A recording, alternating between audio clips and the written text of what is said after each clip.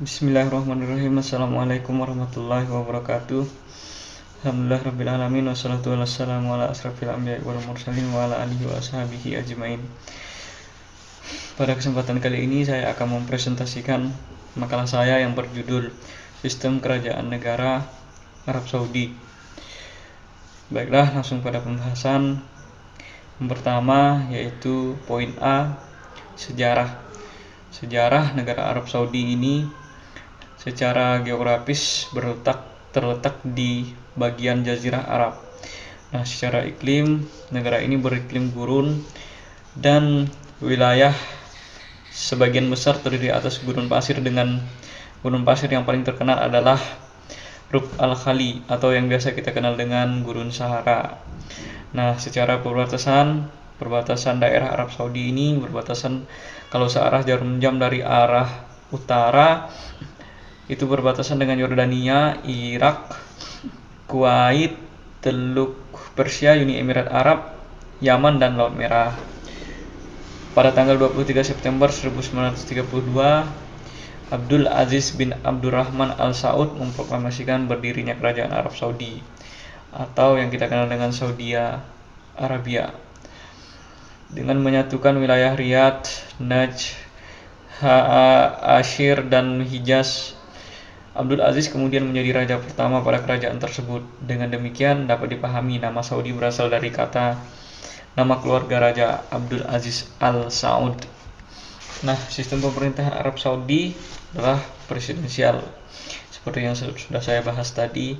Nah, raja selain selaku kepala negara, ia juga merupakan perdana menteri, panglima tertinggi angkatan perang, dan penjaga dua tempat suci. Yang kita ketahui tempat suci bagi umat Islam adalah Mekah dan Madinah.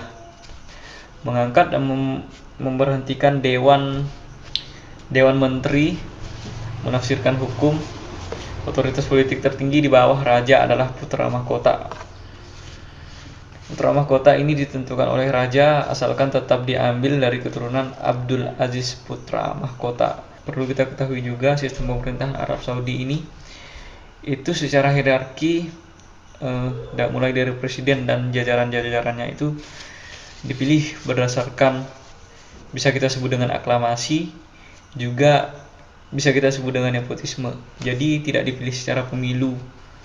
Nah, di situ ada efek positif dan negatifnya. Nah, pada poin yang B adalah sistem pemerintahan. Seperti yang kita ketahui dari nama negara Arab Saudi itu kan, nama pemimpinnya adalah raja. Artinya negara tersebut memiliki sistem pemerintahan kerajaan, atau kalau bahasa filosofis itu dikenal dengan sistem monarki atau kekuasaan tunggal. Sistem pemerintahan yang digunakan di negara ini adalah sistem negara Islam, di mana Al-Quran dan Syariat menjadi landasan utama dalam penentuan hukum untuk negara tersebut. Sistem pemerintahan Arab Saudi adalah presidensial juga, tapi presidensial yang berpatok kepada raja. Jadi tidak seperti negara ini, Indonesia ini kan presidensial tapi bersistem negara, sistem pemerintahan menggunakan sistem pemerintahan demokrasi. Raja Arab Saudi memiliki peran sebagai berikut. Yang pertama, sebagai presiden atau kepala negara atau raja. Yang kedua, panglima perang. Yang ketiga, berhak mengangkat atau memberhentikan dewan menteri. Yang keempat, menjaga dua tempat suci. Yang kelima, dia juga bertindak sebagai perdana menteri. Yang keenam, menafsirkan hukum Arab Saudi. Di Arab Saudi tidak mengenal yang dinamakan dengan pemilihan umum. Seperti yang kita ketahui, pemilihan umum ini berdasarkan atau berpatokan dengan sistem pemerintahan demokrasi seperti yang kita lakukan sekarang ini. Nah, kalau sistem pemilihan umum dilakukan, kita punya logika sederhana seperti ini. Misalkan suara orang pintar dan suara orang bodoh itu sama-sama satu.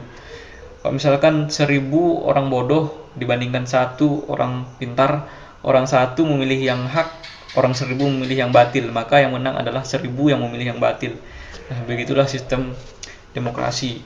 Jadi negara Arab Saudi itu sangat terjaga. Jadi sistem pemerintahannya juga harus terjaga. Arab Saudi memiliki 3 lembaga, yaitu seperti kita juga, eksekutif, legislatif, dan yudikatif. Badan eksekutif disebut juga sebagai Dewan Menteri Pemerintahan Arab Saudi, beranggotakan raja sebagai Perdana Menteri, wakil Perdana Menteri, menteri-menteri negara, dan penasihat raja.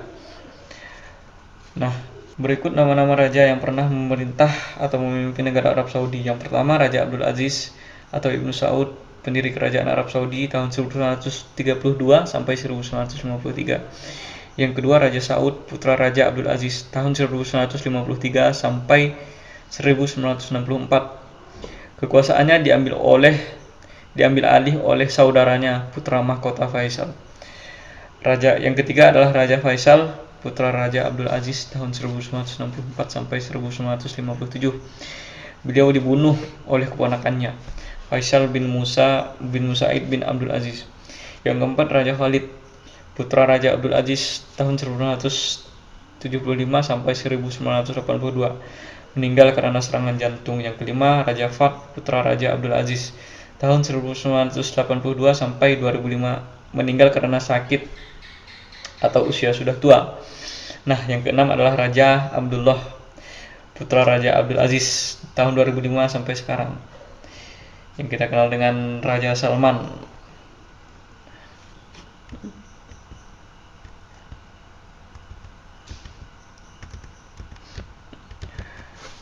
Bentuk negara Arab Saudi. Bentuk negara Arab Saudi adalah sentralis atau kesatuan. Pemerintahan Arab Saudi terbagi menjadi 13 mintaqoh atau provinsi yang diperintah langsung oleh raja.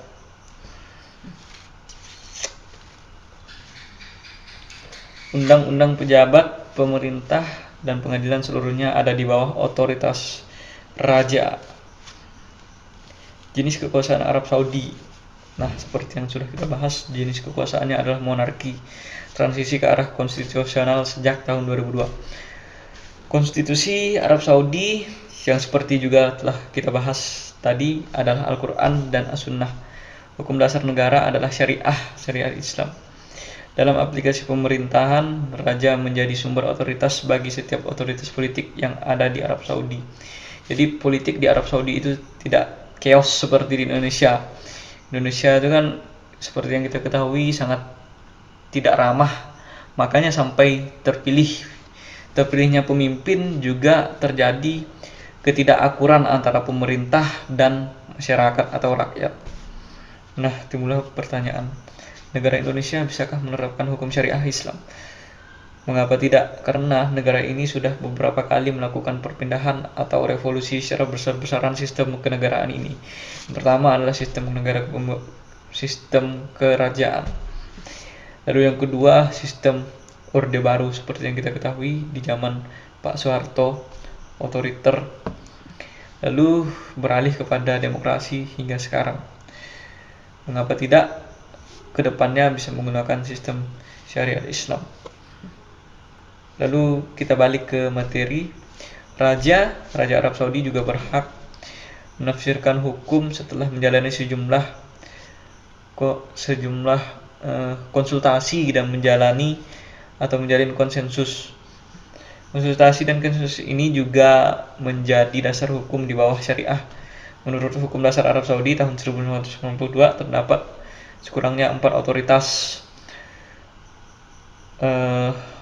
di dalam negara Arab Saudi. Yang pertama Dewan Menteri, yang kedua Dewan Konsultatif, yang ketiga pengadilan dan ulama. Jadi di Arab Saudi ulama itu sangat terpakai.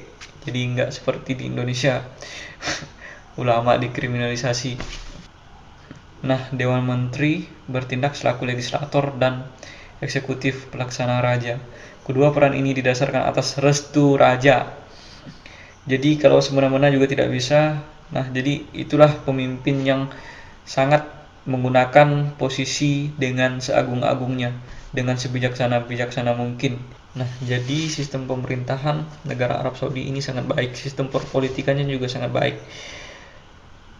Logikanya begini, kalau dibandingkan dengan negara yang memiliki partai, seorang calon presiden, misalkan Yogi, Yogi ingin menjadi presiden, didukung oleh partai nak beranak misalkan.